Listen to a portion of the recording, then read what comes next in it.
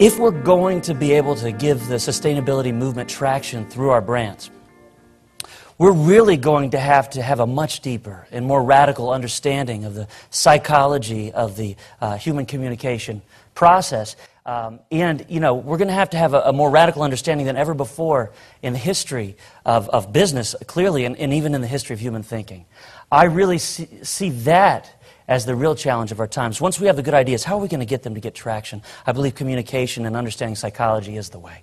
The proposition here is like we're looking for what drives behavior, and what I will tell you, 100% I'm confident of, is that what drives behavior are worldviews. What is a worldview?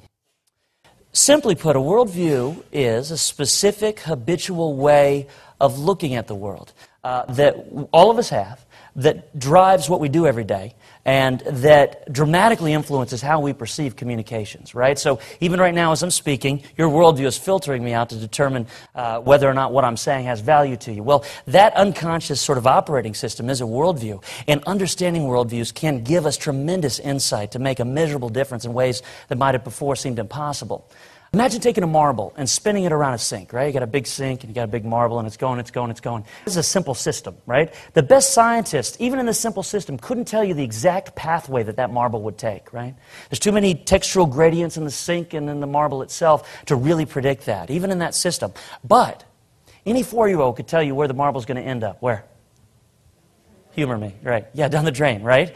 So what's interesting is that this is really a simple version of how worldviews work. It'd be hard for you to know what any given customer or stakeholder is going to be thinking or doing at any one moment. But if you know their worldview, you know the core drain around which their thoughts are spinning, the gravitational pull that pulls them as they make sense out of their day and as they make consumer choices and whatever choices they make. So worldviews really are that sink and that drain, and understanding them gives us tremendous insights. If we look at the distribution of thinking styles across the whole U.S. and really across the whole developed world, we'll see a distribution something like this. And, you know, as self-evident as this sort of systemic humanistic worldview is to a lot of us who are here, it's like that's just what it is, right?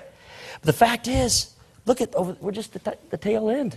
I mean, at 10% at the most of the U.S. public is really thinking from this lens. So the worldview that we have makes everything seem real, but the fact is the vast majority of the people who we'd like to get on board in order to move this thing forward for our products and our services and our product designs and all this other stuff, it requires that we understand the mainstream is not just one big homogeneous mass. It's actually composed of subspecies of different worldviews which combine in different ways. But knowing that, stepping into their shoes, allows us to take this vision which is authentic, but then frame it in a way which is strategic. And when we do that, the results we can get are truly breakthrough results. If there's people in your life or people in the media like Glenn Beck and Sarah Palin and George W. Bush, maybe there's some people you haven't always enjoyed the programming, which is fine. I'd like you to consider that it's not just that they're morons or something. It's that they are speaking almost exclusively from that Navy worldview, right? And it is a valid worldview, it's just not yours, right? So what's interesting is when you start to see that, you start to understand why certain things get under your skin, and what happens is that insight brings opportunities to build coalitions. So the power of and, right? How can we really bring people together? Well, the first thing is understanding that that is a worldview. It's just not the one that you habitually are looking from. So what's the moral of the story? Okay. You have a uniquely systemic and planetary worldview. It sets you apart from the people you work with, a lot of you, I'm sure. It sets you apart from your relatives, and it makes you an admirable planetary citizen to be looking at things this way. So go ahead and pat yourself on the back, okay? I started off talking about the huge challenge that we have, and I feel very, as you can tell, excited to be here, because I feel, you know, finally with the sustainability revolution, I have a purpose, and that is to help bring psychological insight to the people who need it. The good news is that, these worldview insights can bridge that gap between the sender and receiver and allow you to really generate results and move the needle. And nothing could be more important at this particular place and time.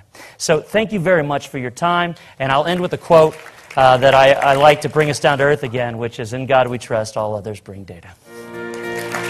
Thank you.